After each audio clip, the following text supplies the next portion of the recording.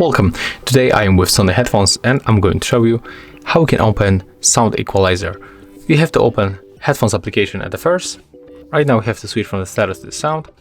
When you are here, we have to find the equalizer and then tap on this arrow.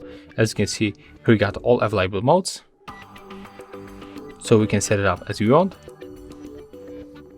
We can also set it up manually by tapping on the settings icon.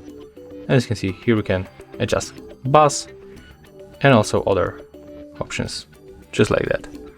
If you want to save them, just go back, and as you can see, it saves automatically. So, if you find this video helpful, remember to leave a like, comment and subscribe to our channel.